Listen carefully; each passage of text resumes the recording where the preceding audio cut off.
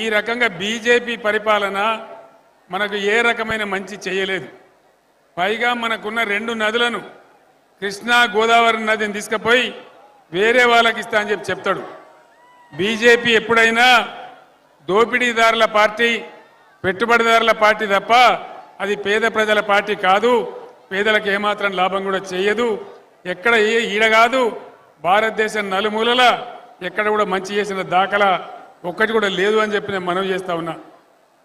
ఎంతసేపు మత విద్వేషం పెట్టాలి, ప్రజల మధ్య చిచ్చు పెట్టాలి, గందరగోళం చేసుడే తప్ప ఏ ఒక్క మంచి పని కూడా ప్రజలకు జరిగినటువంటి పరిస్థితి లేదు. అందువల్ల బీజేపీ పార్టీ మనకు పనికి రాదు. దానికి ఓటేసినా వేస్టే తప్ప మన నదులు నీళ్లు పోతాయి తప్ప మనకేం లాభం జరగదు. ఇక కాంగ్రెస్ పార్టీ అరిచేతిలో వైకుంఠం చూపించి అడ్డగోలు హామీలు ఇచ్చి అధికారంలోకి వచ్చింది కాంగ్రెస్ పార్టీ. కేసీఆర్ కళ్యాణ లక్ష్మికి ₹1,00,000 ఇస్తున్నాడు, మేము తులం బంగారం కల్పిస్తామన్నారు. ఎక్కడన్నా వచ్చిందా తులం బంగారం? రాలే కదా. రైతు బంధు అందరికి పడ్డదా? నిజమా? మన 9 తారీఖు లోపల వేస్తానని ముఖ్యమంత్రి వచ్చిందా? ఇంకా కూడా రాలే. ఇక రాదు, ఎందుకంటే ఆయన్నే కుట్ర చేసి ఎలక్షన్ కమిషన్కు తెలియజేసి దాన్ని మళ్ళీ ఆయన్నే బ్యాన్ చేసిండు. ఇప్పుడు ఏమంటాడు?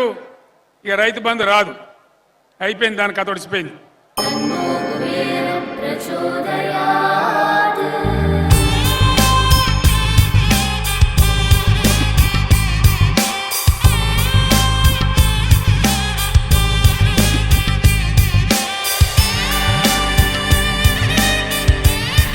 కుబేరలక్ష్మి కటాక్షంతో అందరి ఇంట్లో బంగారం, వజ్రం, వెండి నిండా. లలిత అక్షయ తృతీయ బంగారు నగలకు తరుగులో 1% తగ్గింపు, వజ్రాభరణాలు క్యారెట్కు 5,000 తగ్గింపు. మళ్ళీ రేపు కూడా ఏమంటాడు? 5 ఎకరాలు ఉన్నోనికే వేస్తా అని మాట్లాడతాడు. 6 ఎకరాల రైతు ఏం తప్పు చేసిండు? 7 ఎకరాల రైతు ఏం తప్పు చేసిండు? ఈ రకంగా రైతు బంధు ముంచిండ్రు. కరెంటు కోతలున్నాయా? కరెంటు కోతలున్నాయా? పొలాలు ఎండినాయా? కామారెడ్డిలో బాగా ఎండినాయట, నిజమేనా? మరి ఏమైంది కరెంటుకో నేను అడుగుతా ఉన్నా దయచేసి. కేసీఆర్ ఉన్నప్పుడు 9 సంవత్సరాలు రెప్పపాటు కూడా పోకుండా కరెంట్ ఎంత బాగా వచ్చింది. ఇప్పుడు ఏం మాయరోగం వచ్చింది కరెంటుకు? ఎక్కడికి పోయింది మన కరెంటు? ఇంకా దాని మీద ఉల్టా పల్టా మాట్లాడే తప్ప ఏమైంది కరెంటుకి? ఎక్కడికి పోయింది? మంచినీళ్ళు సరిగా వస్తున్నాయా? మిషన్ భగీరథ వస్తలేవా? బీఆర్ఎస్ గవర్నమెంట్ ఉన్నప్పుడు కామారెడ్డి లాంటి పట్టణాలలో ₹1 పేదవాళ్ళకు కూడా నల్లా కనెక్షన్ ఇచ్చి, గ్రామాలలో అయితే ఫ్రీ కనెక్షన్ ఇచ్చి బ్రహ్మాండంగా నీళ్లు సరఫరా చేసినాం. ఎక్కడికి పోయినాయి మన మంచినీళ్ళు? ఏం రోగం వచ్చింది దానికి? దయచేసి మీరు అందరూ ఆలోచించాలని చెప్పి నేను కోరుతా ఉన్నా. కరెంటు పోయింది, మంచినీళ్ళు పోయినాయి, వడ్లు కొంటున్నారా? కొంటలేరా? 500 బోనస్ వస్తున్నదా? బోనస్ బోగసే అయిందా?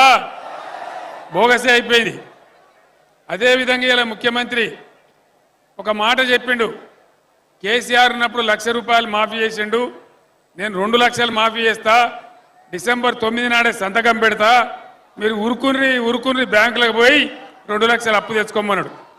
వచ్చిందా 2 లక్షల రుణమాఫీ? రాలేదా?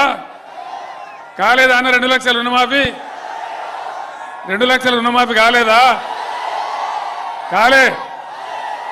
ఇప్పుడు ఏం చేస్తాడు ముఖ్యమంత్రి? ఏ ఊరికి పోతే ఆ ఊరి దేవుని మీద ఒట్టు,